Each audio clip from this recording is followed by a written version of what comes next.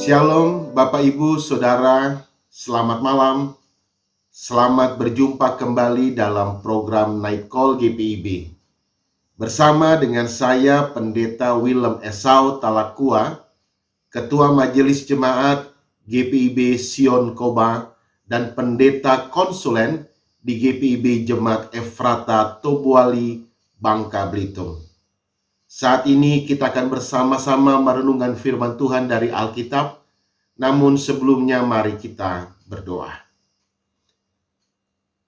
Allah Bapa di dalam surga, pada malam hari ini kami bersyukur untuk kekuatan yang Tuhan anugerahkan bagi kami. Kami bersyukur untuk penyertaan Tuhan yang boleh kami alami, yang boleh kami rasakan sepanjang hari. Dan saat ini ketika kami akan memasuki waktu untuk beristirahat, kami rindu untuk mengakhiri seluruh aktivitas kami melalui perenungan akan firman Tuhan. Karena itu ya Tuhan, kami bersama-sama berdoa, memohon bimbingan Roh Kudus-Mu, sehingga dalam bimbingan Roh Kudus dan pimpinannya, kami dimampukan untuk dapat bersama-sama merenungkan firman Tuhan yang akan kami baca bersama dalam Alkitab. Sehingga firman Tuhan itu boleh menjadi kekuatan di dalam kehidupan kami dan juga pengajaran untuk menjadi pedoman bagi kami.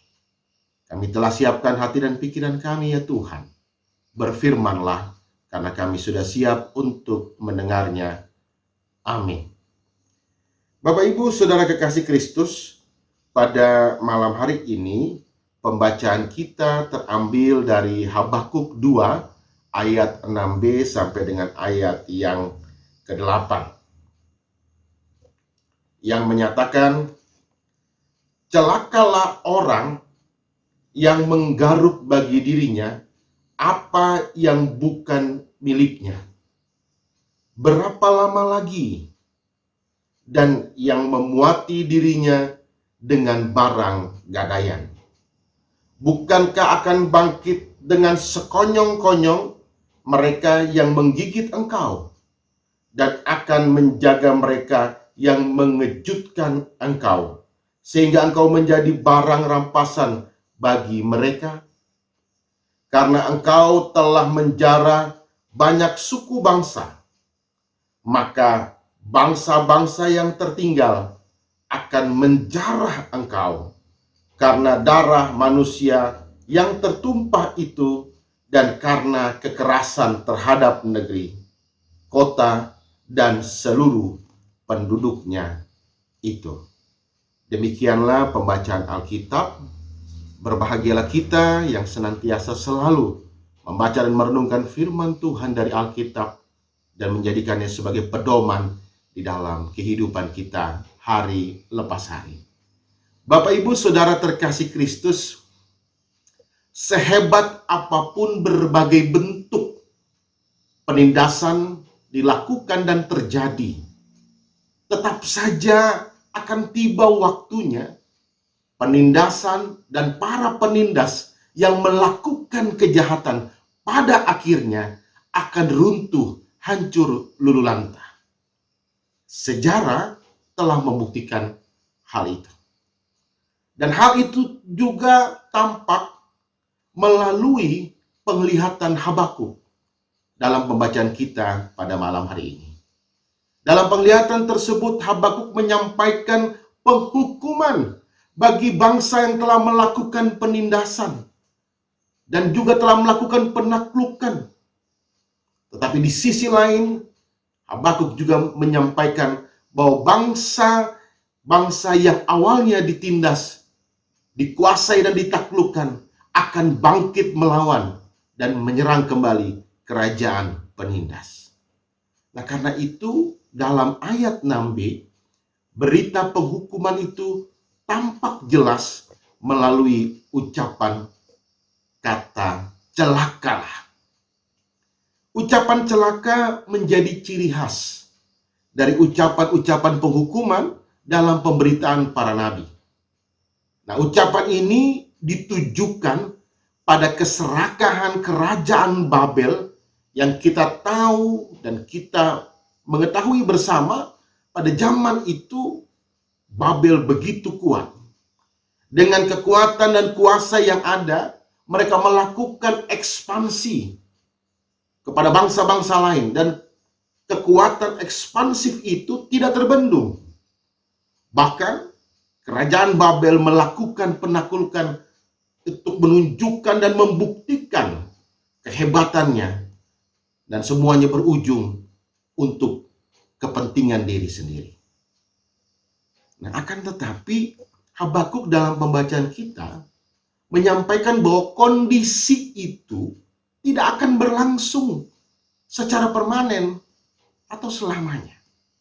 Walaupun Yehuda termasuk yang ditaklukkan dan dikuasai oleh Babel karena kehendak Tuhan untuk menghukum, memproses, memberikan pelajaran bagi mereka, tetapi Yehuda tetap menjadi milik Allah dan bukan selamanya milik kerajaan Babel. Lebih lagi, akan tiba waktunya bangsa-bangsa yang ditaklukkan oleh kerajaan Babel akan bangkit melawan mereka. Dan pada akhirnya, kerajaan Babel akan menjadi barang rampasan, sehingga kerajaan itu akan menjadi lemah dan tidak berdaya.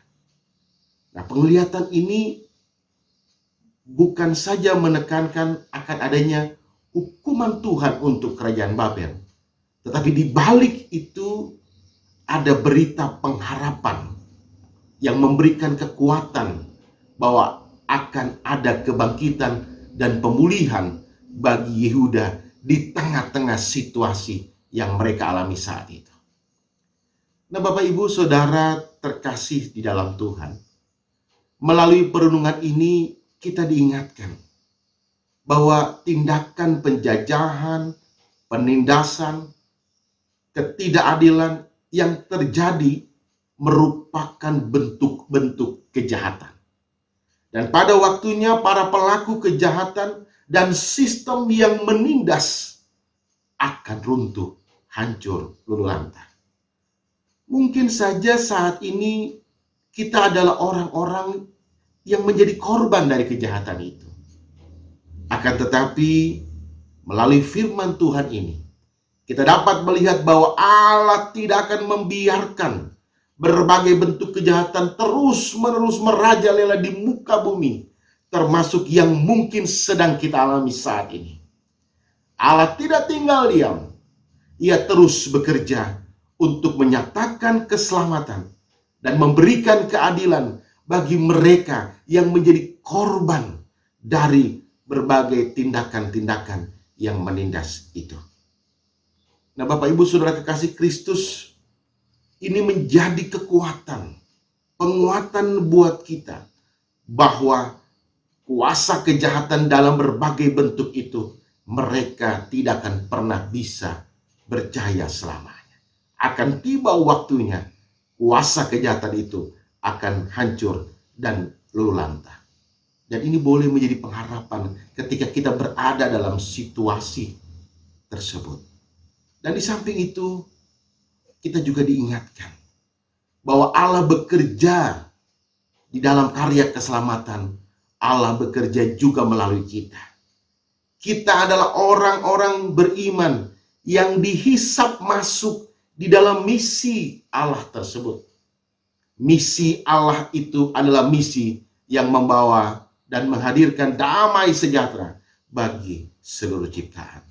Sehingga sebagai orang percaya, kita juga ada di dalam misi Allah itu untuk selalu bersama-sama berjuang untuk menghadirkan kehidupan yang penuh dengan damai, sejahtera Allah, dan keharmonisan.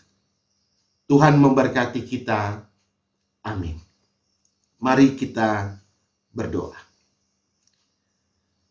Terima kasih Tuhan, di malam hari ini ketika kami akan beristirahat, kembali kami boleh diingatkan.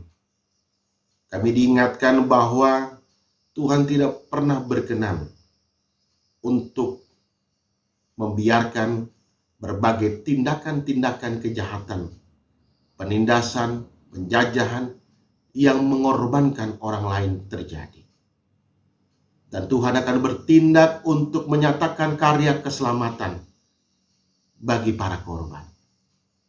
Mungkin saat ini kami adalah orang-orang yang juga mengalami hal tersebut.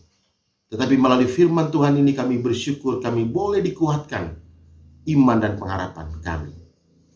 Dan kami juga bersyukur ketika kami diingatkan bahwa panggilan dan pengutusan kami sebagai orang-orang beriman adalah masuk berpartisipasi di dalam misi Allah. Misi yang menghadirkan shalom Allah di tengah-tengah kehidupan. Itu berarti bahwa kami diingatkan bersama-sama, kehidupan kami harus senantiasa dimanapun kami berada, untuk selalu menghadirkan damai sejahtera, keadilan, cinta kasih, dan keharmonisan. Terima kasih untuk renungan yang boleh kami renungkan ini, sehingga kehidupan kami melalui firman Tuhan terus-menerus diperbaharui. Saat ini kami akan beristirahat. Biarlah Tuhan boleh menyertai, memberkati kami dalam istirahat di malam hari ini. Dan ketika kami akan menjalani aktivitas besok, biarlah Tuhan boleh membangunkan kami, memberikan kami kekuatan yang baru untuk dapat berkarya demi kemuliaan nama Tuhan. Bapa dalam surga, kami berdoa juga untuk seluruh umat manusia di dalam kehidupan mereka. Biarlah Engkau tetap menyertai, termasuk umat-Mu yang juga di dalam menjalani kehidupan. Biarlah Tuhan juga memberkati kehidupan semua kami. Terima kasih untuk kebaikan-Mu, terima kasih untuk pengajaran-Mu, terima kasih untuk sabda-Mu. Kami serahkan sepenuhnya kehidupan kami di malam hari ini dalam tangan kasih kuasa-Mu. Di dalam Tuhan Yesus Kristus Juru Selamat yang hidup, kami berdoa dan bersyukur. Amin. Selamat malam Bapak Ibu Saudara, selamat beristirahat, salam sehat. Tuhan memberkati kita semua. Amin.